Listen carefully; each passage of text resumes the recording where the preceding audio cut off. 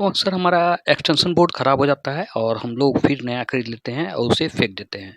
जबकि extension board भी आजकल मार्केट में काफ़ी महंगा हो गया है और दोस्तों एक्सटेंशन बोर्ड में वास्तव में कुछ ज़्यादा ख़राब होता नहीं है। तो आइए जानते हैं कि एक्सटेंशन बोर्ड अगर आपका ख़राब हो गया है तो कैसे ठीक करेंगे। तो एक मल्टीमीटर हमने लिया है, मल्टीमीटर अगर ना भी हो तो भी चलेगा। तो ये देखो, सबसे पहले क्वांटिटी टेस्ट कर लेते हैं कि कौन सा तार टूटा है, एक टूटा है या दोनों टूटा है। तो ये देख लो, एक प्लग में मैं डाल रहा हूँ तो आ रहा है कंटिन्यूटी, और दूसरे में नहीं आ रहा है, यानी एक ही वायर अंदर से टूटा है। तो हो सकता है स्विचिंग वगैरह का प्रॉब्लम हो। तो सबसे पहले तो इसके पीछे इसके ऊपर एक ढक्कन रहता है, बट वो ढक्कन नहीं है, इसका खो गया है। तो अगर लगा हुआ है दोस्तों तो उसे पेचकस से हटाना है और उसके नीचे ये वाला जो पेचकस है उसे नट हम खोलेंगे पेचकस से और इस तरह से ओपन कर लेंगे और इसे हटा देंगे। यहाँ से देखो, ये हटता तो नहीं है बट ये टूटा हुआ है इसलिए हट गया। अब क्या है कि इसमें जो वायर मुड़ा हुआ है इसे हमें हटाना है, तो इसे सेपरेटली हटा देना है। हम इसे मोड़ रहे हैं ताकि इधर उधर ना फैले। इसे आप कैसे भी मोड़ लो, बस गांठ नहीं लगना चाहिए, फिर ये अपने आप जब मूव करोगे तो ठीक हो जाएगा। और इसके नीचे दोस्तों दो नट है, तो इसे भी हम खोल लेते हैं। तो इसके नीचे दो नट है, इसे हम खोल लेते हैं। दोस्तों वीडियो में ज़्यादा कट डाला नहीं है, बस थोड़ा हमने स्पीड बढ़ाया है ताकि आपका समय बचे। और वैसे भी मैं वीडियो में ज़्यादा कट नहीं डालता हूँ और अननेसेसरी मैं वीडियो को खींचता नहीं। तो ये देखो, खोलने के साथ ही आपको ये वायर टूटा हुआ नज़र आ रहा है। तो सबसे पहले तो वायर को थोड़ा बड़ा कर लेते हैं, इस तरह से खींच के। आपको याद रखना है दोस्तों कैसे कैसे आपने खोला है, क्योंकि अगर आप इलेक्ट्रिकल्स काम नहीं जानते हो तो आपको दिक्कत होगी। बट अगर याद रखना, सबसे आसान उपाय है कि हम याद ही रख लें। तो ये देखो, यहाँ से इसका सोल्डरिंग जो है टूट गया है। आपको ध्यान रखना है, वायर जो है 2 पिन का, इसमें वायर जो है देख लो भीतर से, एक साइड से सारा देख लेना कि भाई किस में जुड़ा हुआ। कहीं आपस में प्लस माइनस ही अगर लड़ गया तो फिर पूरे वायरिंग में शॉर्ट आ जाएगी और हो सकता है कि दुर्घटना भी हो जाए।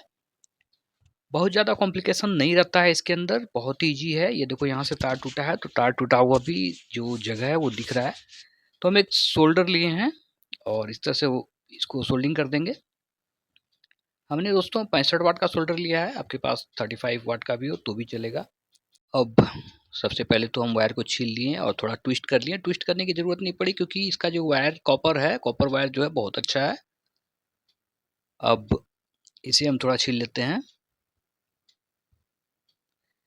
हम तो कटर का सहारा ले रहे हैं, बट आपके पास कटर अगर नहीं हो तो भी कोई दिक्कत नहीं है, आप चाकू या कैंची से भी छील सकते हो या फिर आप माचिस की तीली से आग लगा के भी छील सकते हो।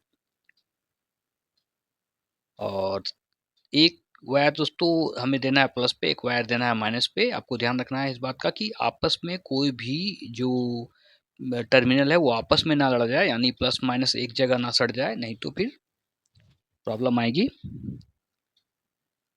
तो हम यहाँ पे सोल्डिंग इसलिए दोस्तों कर रहे हैं कि कनेक्टिविटी सही रहे, क्योंकि कनेक्टिविटी सही नहीं रहने के कारण ही ये सब होता है। खास तौर से जब हम कनेक्शन को लूज रखते हैं तो वो गर्म होता है और गर्म होने की स्थिति में हमारा वायर टूटता है।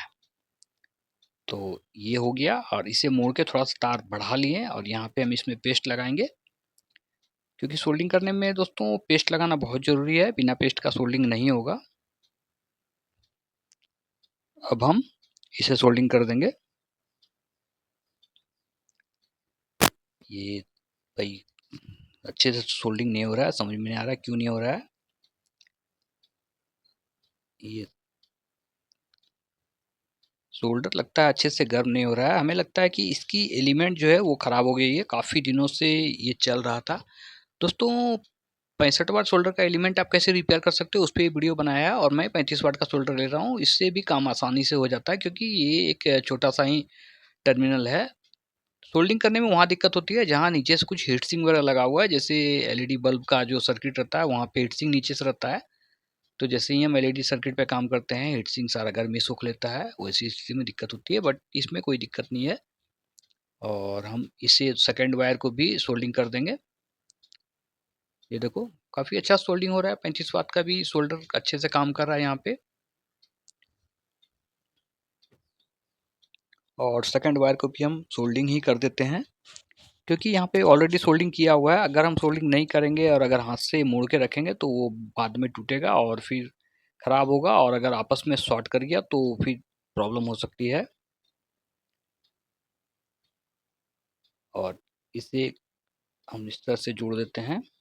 थोड़ा अच्छे से रंगा लगा के हमें जोड़ना है ताकि ये खुले ना। ये देखो हो गया, हम इसे खींच के भी देख लेते हैं।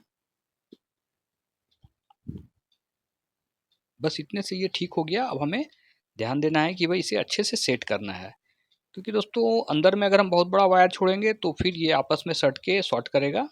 तो इसे हमें जैसे सेट किया हुआ था वैसे ही सेट कर देना है, ताकि ये अंदर में वायर बड़ा अगर रहेगा तो दिक्कत होगी। तो हमने वैसे ही सेट कर दिया। ये देखो अच्छे से टाइट हो गया, और इसका वायर काफ़ी अच्छा है। और हम ये टूटा हुआ है तो आसानी से लग जाएगा।